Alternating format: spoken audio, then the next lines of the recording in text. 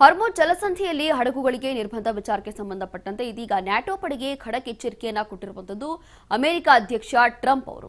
ಯುದ್ಧ ನೌಕೆ ಕಳಿಸುವಂತೆ ಮಿತ್ರ ದೇಶಗಳಿಗೆ ಮೊರೆ ಹೋಗಿದ್ದಾರೆ. ಟ್ರಂಪ್ ಈಗ ಅದರಲ್ಲೂ ಕೂಡ ಪೋಸ್ಟ್ ಮಾಡುವ ಮೂಲಕ ಈ ರೀತಿಯಾಗಿ ಅವರು ನಿನ್ನೆ ಅಷ್ಟೇ ಕರೆ ಕೊಟ್ಟಿದ್ರು. ಇದೀಗ ಹಾರ್ಮುಜ್ ಮೇಲಿನ ನಿಯಂತ್ರಣಕ್ಕೆ ಸಹಕಾರ ಕೋರಿದ್ದಾರೆ ಟ್ರಂಪ್ ಅವರು. ತಮ್ಮ ಮಿತ್ರ ಪ್ರದೇಶಗಳ ಜೊತೆಗೆ ಕೇಳಿರುವಂತಹ ಒಂದು ಸಹಕಾರ ಇದು. ಜಲಸಂಧಿಯಲ್ಲಿ ಹಡಗುಗಳ ಸಂಚಾರಕ್ಕೆ ಇರಾನ್ ನಿರ್ಬಂಧ ವಿಧಿಸಿದೆ. ಈ ವಿಚಾರದಲ್ಲಿ ಹಡಗುಗಳ ಮುಕ್ತ ಸಂಚಾರಕ್ಕೆ ನಾವು ಕೂಡ ಪ್ರಯತ್ನ ಮಾಡ್ತಾ ಇದ್ದೀವಿ.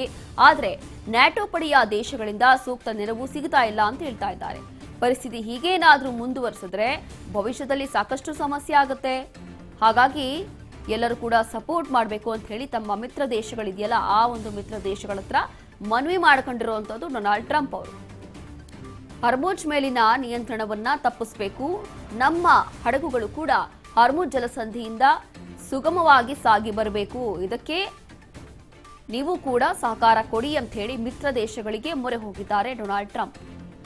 ಹಾರ್ಮುಜ್ ಜಲಸಂಧಿಯಲ್ಲಿ ಅಮೆರಿಕ ಹಾಗೂ ಇಸ್ರೇಲ್ನ ಹಡಗುಗಳಿಗೆ ನಿರ್ಬಂಧ ಹೇರಲಾಗಿದೆ. ಹಾಗಾಗಿ ಈ ಒಂದು ವಿಚಾರದಲ್ಲಿ ನ್ಯಾಟೋ ಪಡೆಗೆ ಇದೀಗ ಖಡಕ್ ಎಚ್ಚರಿಕೆಯನ್ನ ಕೊಟ್ಟಿರುವಂತದ್ದು ಡೊನಾಲ್ಡ್ ಟ್ರಂಪ್ ಅವರು.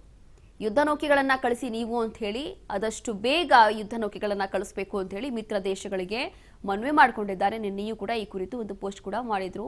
ಹಾರ್ಮುಜ್ ಮೇಲಿನ ನಿಯಂತ್ರಣಕ್ಕೆ ಸಹಕಾರ ಕೋರಿ ಅಂತ ಹೇಳಿ ಈ ರೀತಿಯಾಗಿ ಮನವಿ ಕೂಡ ಮಾಡಿಕೊಂಡಿದ್ದಾರೆ. ಕಾರಣ ಇಲ್ಲಿ ಜಲಸಂಧಿಯಲ್ಲಿ ಅಂದ್ರೆ ಹಾರ್ಮುಜ್ ಜಲಸಂಧಿಯಿಂದ ಅಮೆರಿಕ ಹಾಗೂ ಇಸ್ರೇಲ್ನ ಹಡಗುಗಳೇನ್ ಬರ್ತಾ ಇತ್ಯಲ್ಲ ಅದಕ್ಕೆ ನಿರ್ಬಂಧ ಹೇರಲಾಗಿದೆ. ಕೇವಲ ಭಾರತದ ಹಡಗುಗಳಿಗೆ ಮಾತ್ರ ಇಲ್ಲಿ ಅನುಮತಿಯನ್ನ ಕೊಟ್ಟಿರುವಂತದ್ದು ಇರಾನ್ ದೇಶ.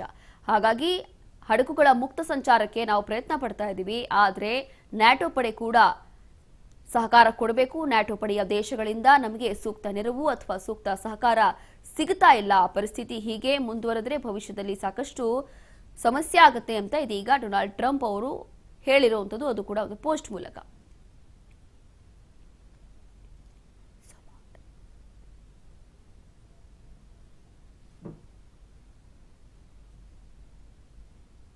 ಹಾಗಾಗಿ ಹಾರ್ಮುಜ್